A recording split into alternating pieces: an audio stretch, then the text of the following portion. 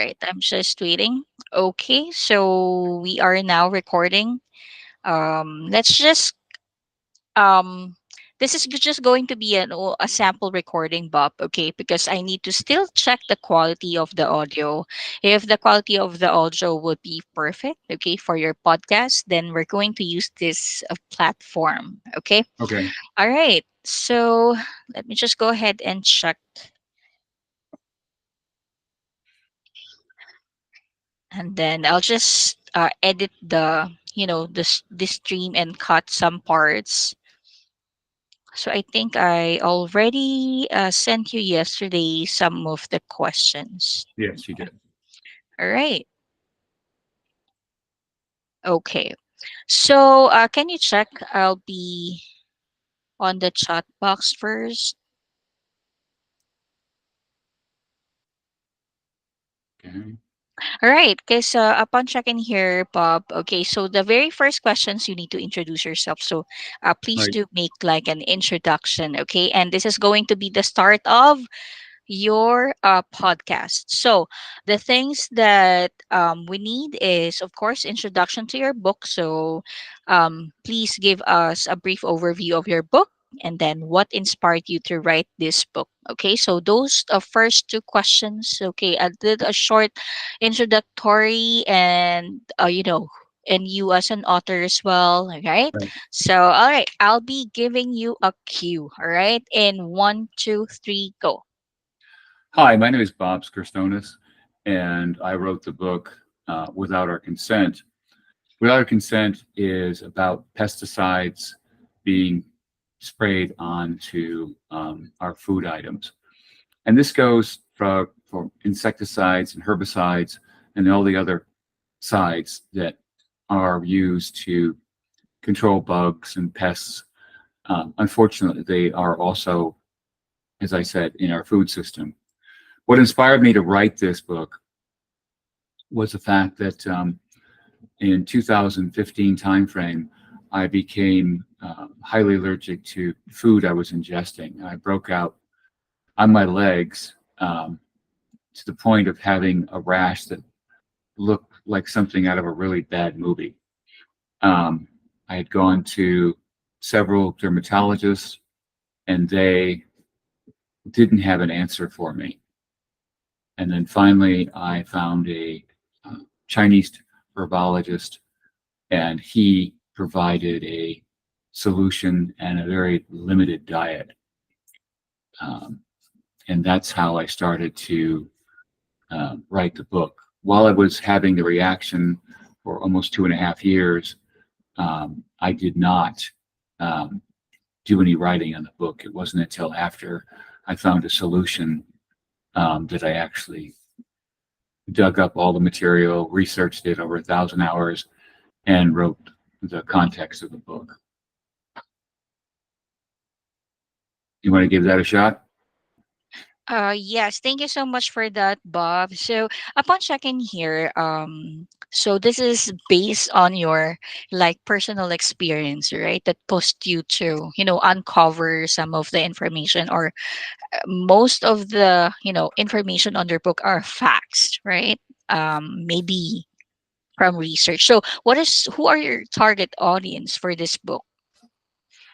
Target audience for the book is everyone who is concerned about their health and the food items that they're ingesting or eating.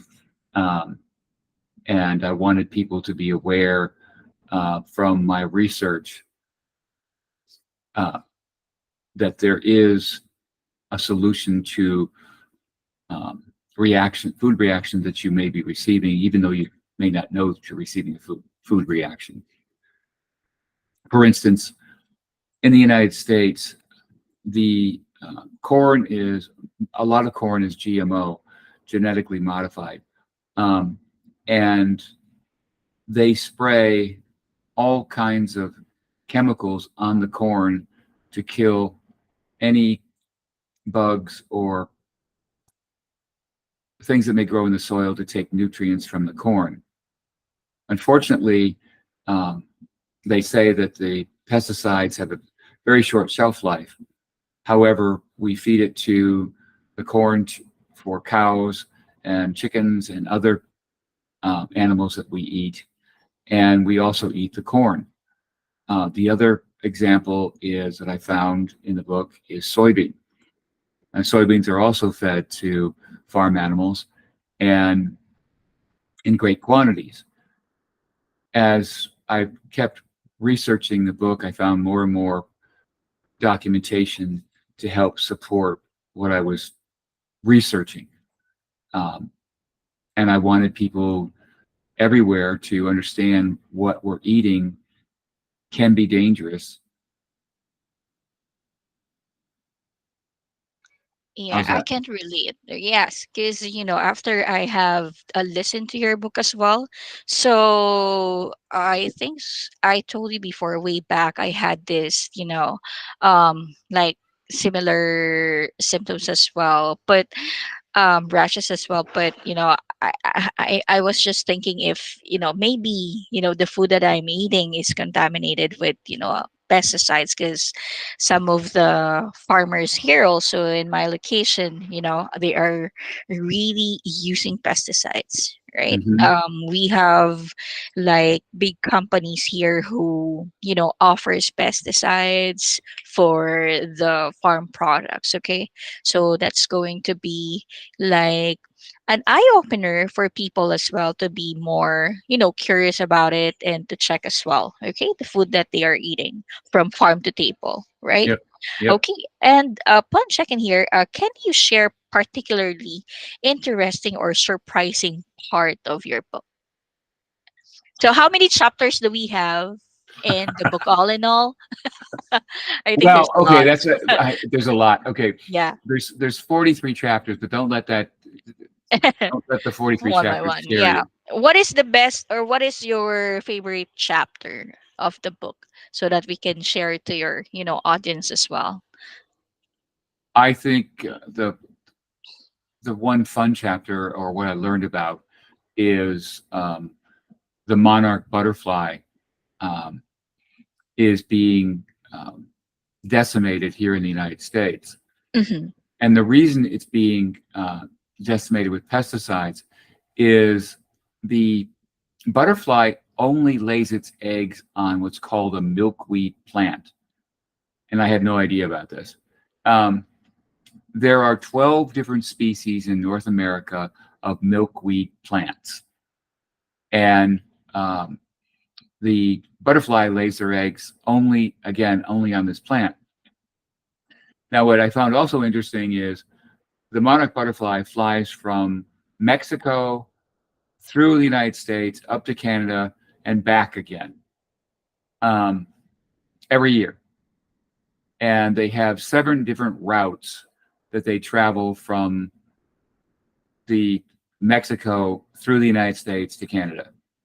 And I found this the most fascinating item because they're a butterfly. They're like 2 inches across and a 2 by 2 item that flies this gigantic distance. And that's what I found really, really wonderful to learn about.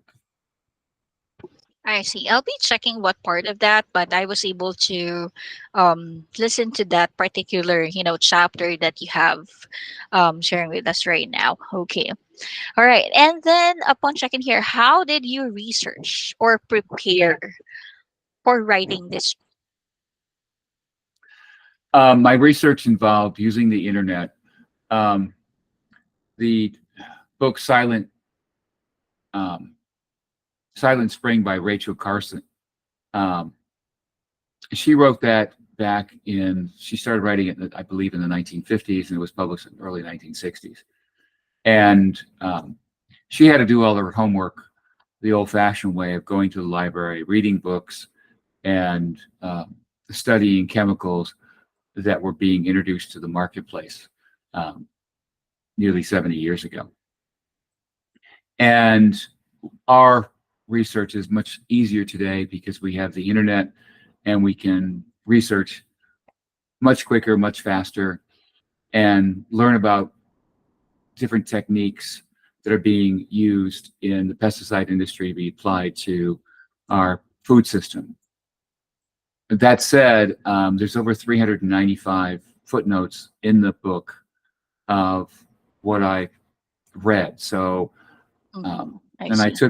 took that information and then organized it and then put it together in the book. Yeah, I saw those footnotes that you're talking about as well.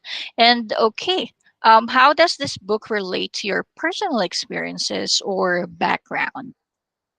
So, as a child, I grew up in Connecticut, and my grandparents had a farm away from us, and we had gardens, and we grew our own food. My father would plow the garden and get it prepped for growing food, and then so we had everything that we wanted as far as a garden goes. We had corn, potatoes, tomatoes, um, and, pumpkins, squash, asparagus, and many more items. And back at my grandmother's farm, she had the same thing, and then the other relatives had little patches of gardens on their properties as well. What was really intrigued me in doing the research on the book is that we didn't use pesticides back in the late 50s, early 60s on our garden because one is they were expensive, and two, we really didn't need them. If you had a bug in a piece of fruit and a piece of vegetable, you cut it out or you didn't eat it. Um, and if we had an ear of corn that had a bug that had crawled into it, we simply cut it out and cooked it up. Um, so there were no pesticides being used like they are today. And that gave me part of my inspiration of to write this book is that we didn't use pesticides um, growing up as a kid. I see. Okay. Well, maybe, recently or in the current situation of the farming industries right now, we have two kinds of farming methods as well. One is the organic one. Okay. So, however, there are, two different markets as well. I think the organic food are more expensive compared to those traditional, products as well from the market. That's what I observe. So when you say organic, so these are the crops or products that they did not use pesticides, right? So if you are a health, conscious, individual, right? Even it's expensive, we're gonna choose the organic products rather than just um buying the stuff coming from, I'm not sure if I can if I can if I can you know I don't want to be sued by other countries because we have a lot here frozen, like frozen carrots from this particular country being exported here or imported here in the Philippines. So um like this carrots is like it it could last like months in your fridge and the quality is just the same. However, if we're going to get one from the local market, it won't last like a week. So, True. you're really scared.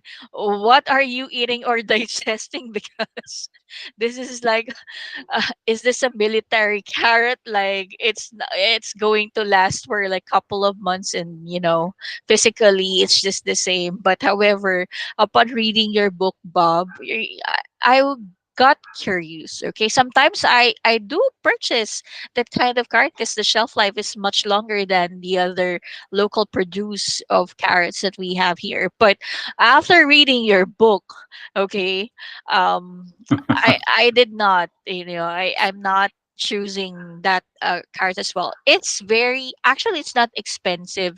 It's really cheap, right?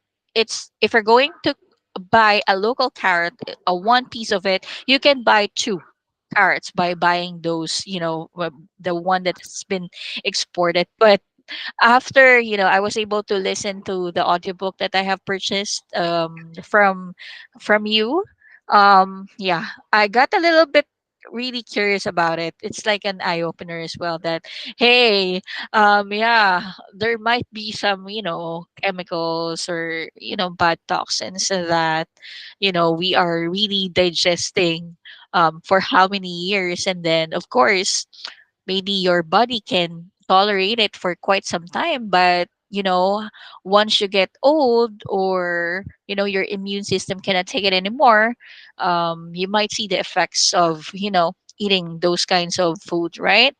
Yes. Okay. Yeah. Yes.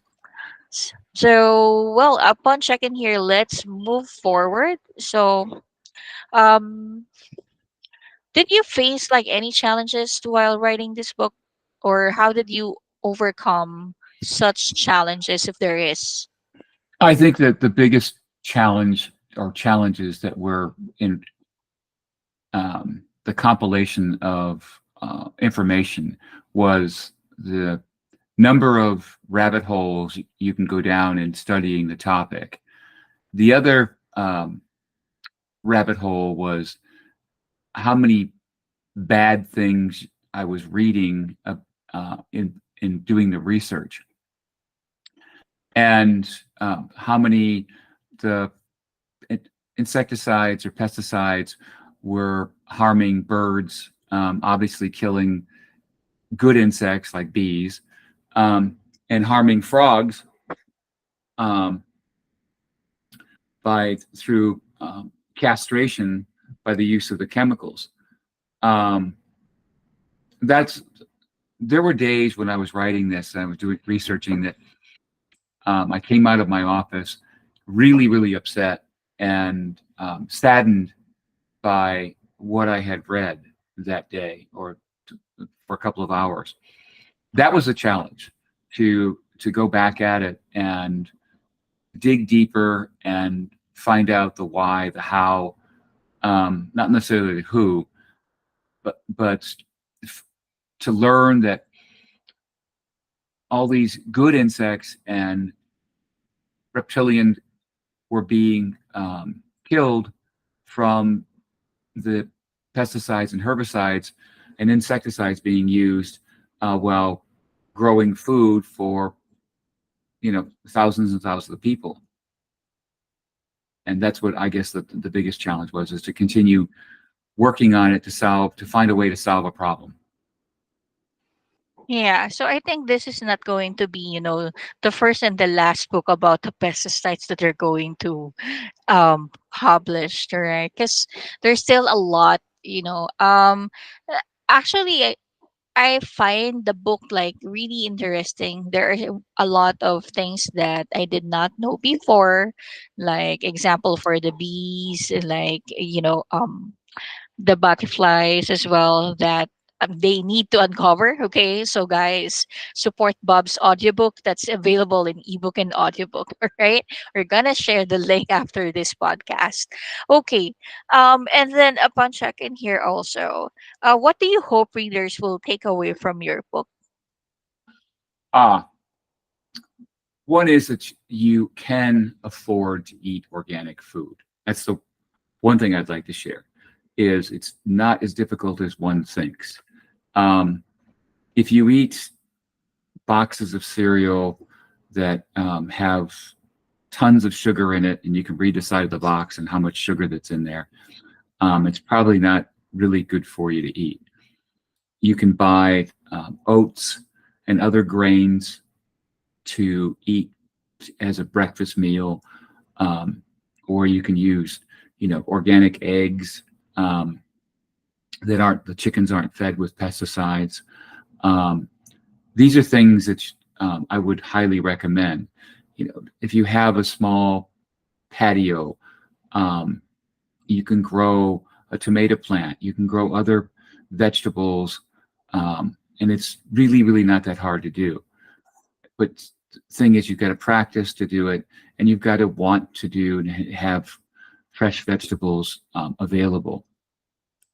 I think the other thing that I learned the most about eating fresh food is the country of the Netherlands, which is smaller than the state of Maryland in the United States, is producing enough food to feed 140 million Europeans. Now, that ought to tell you something. They are the second largest exporter of food in the world, right after the United States, a country smaller than the state of Maryland. That ought to say something to you. They use 95% less water in growing their organic food. They don't use any pesticides. So if a little country can do that much production of food, why can't the rest of us do it around the world?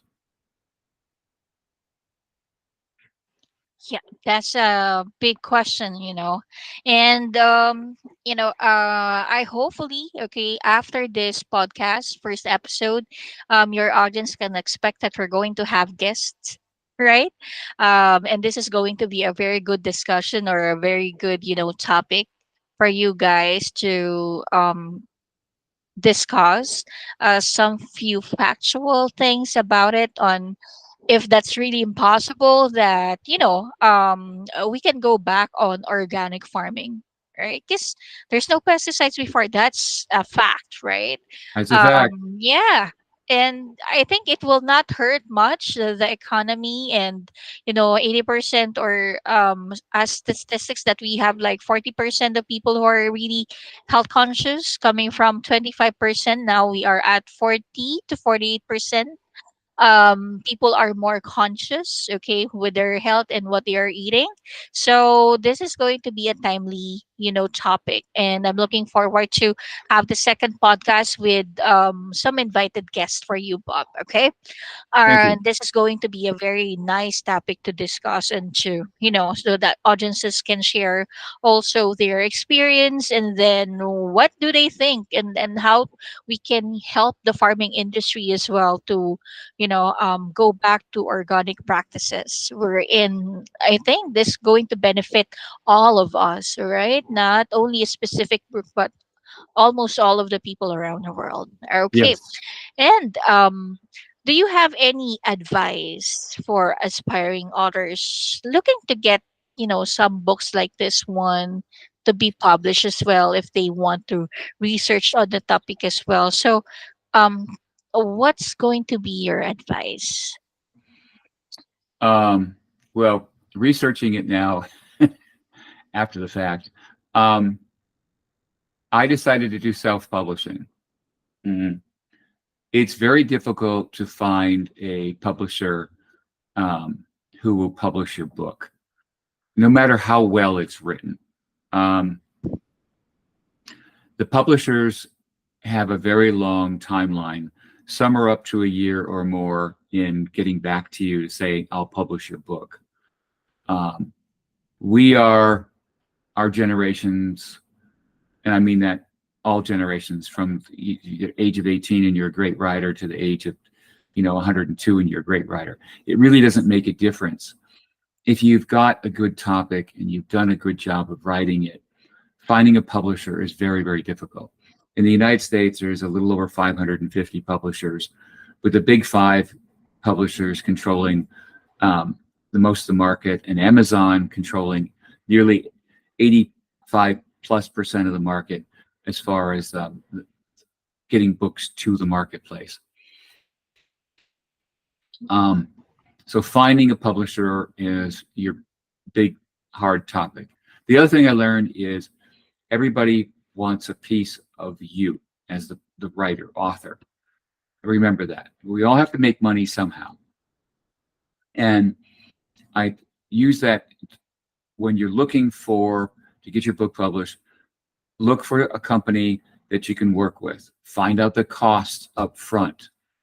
Find out where your book will be. Do you have someone to read your book? Do you have enough money to spend on hiring somebody to read your book? If you don't want to read it yourself. Remember, you have to edit it. You have to have it in the correct format to be accepted as an audiobook. The same goes with the ebook and publishing that.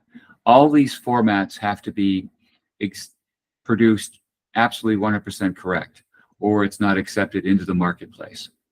Those are the stumbling blocks for you. And the other thing is, you need to have someone do your graphic artwork for your book cover and how that's going to look, and how it's going to be presented on the internet, and how it's going to look when it's published in print copy.